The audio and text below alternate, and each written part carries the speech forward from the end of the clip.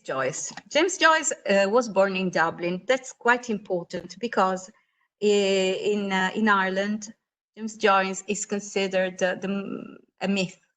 And on the 16th of June, that was the day in which Ulysses is set, there is the so-called Bloomsday, in which all people dress up like the characters of Ulysses and parade the streets. He attended, this is extremely important, he attended Jesuit school, and then he went to Dublin, where he studied at University College. Why is that important? Because it means that he was of Catholic background, and the influence of Catholicism will be extremely present in his works, even if then he completely rejected his religious upbringing. Then he was also a cosmopolitan writer. After graduation, he left Ireland, and that's a very important part of his life. And first he went to Paris. Wanted to study medicine, it didn't succeed, or he wasn't particularly interested in that. And so he started writing, also poems, but especially prose. In 1904, he met Nora Barnacle. Nora Barnacle was a maid, una cameriera, and he fell head over heels, and one persuaded her to leave Ireland and go to Europe. So they left Ireland forever, going to Europe. Then if you go to Trieste, you'll find statues of Joyce, or places where he lived, where he went, everywhere, because Trieste was another important place where he spent most of his career and worked. And he also made friends with Italo Svevo. Okay, he worked as an English teacher. Then they left Trieste and went to Paris and finally Zurich. They went to Zurich because there was the Nazi invasion, and so they hoped to be safer there. He died when he was 58. Consider that he also had a lot of troubles with eyesight. He was almost blind at the end, and that's why, is one of the reasons why there is great musical quality in his works, and he pays a lot of attention to music. There is also a collection of poems called Chamber Music. Exactly, chamber music. But he's most famous for his short stories, Dubliners, 1914, that is translated into Italian with Gente di Dublino. Then he wrote a novel after the short stories, the first one, that is semi-autobiographical. Really, there are a lot of references to his life. And it's called A Portrait of the Artist as a Young Man, Ritratto dell'artista da giovane.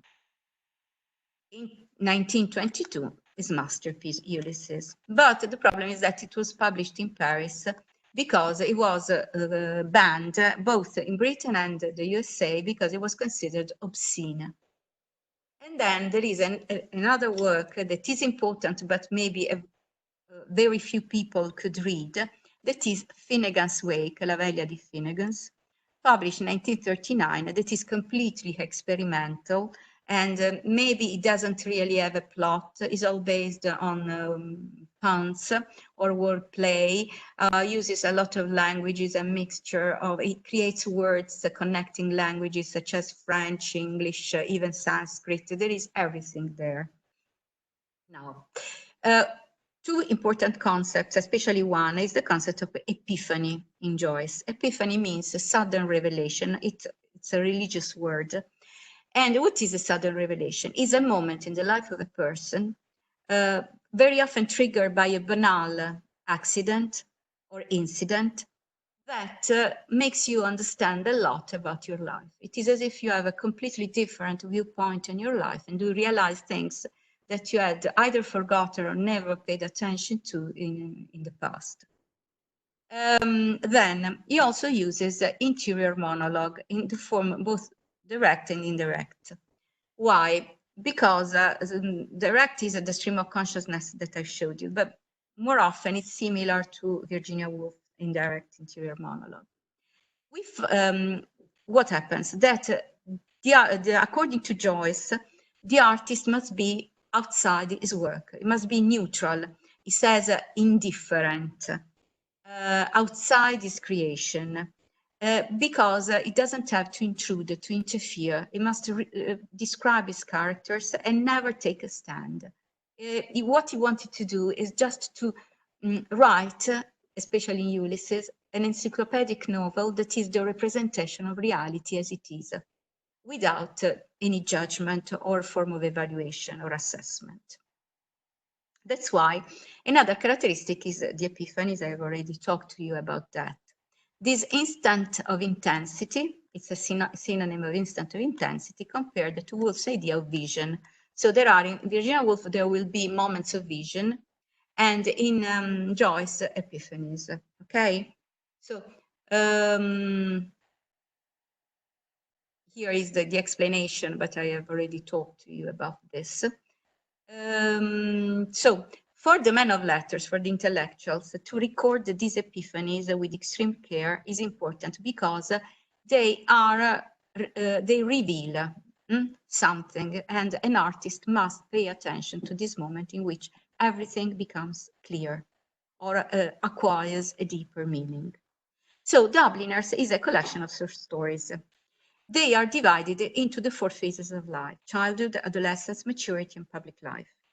We are going to read Evelyn or Evelyn, both pronunciations are possible, and the Dead, that is the last one. So, and not, the Dead is long, so we are not reading it completely, but Evelyn is short, and you can download it from my site, and then we can start reading it together.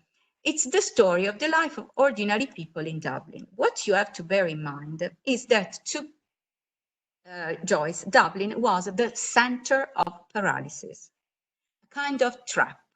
So people live in Dublin with its strong Catholic ideals and also repression, its norms, is a limited viewpoint on reality, and also the nationalist attitude against England. He considered it a stifling atmosphere, a place of paralysis. And all the characters that he represents in the 4 phases of life, in all these stories, all of them show some kind of paralysis. They are unable to make decisions and especially to change their lives because of the repressive religious and moral codes. Okay, for the next time, I just want you to do this first part. Then we start working of Evelyn, if you agree.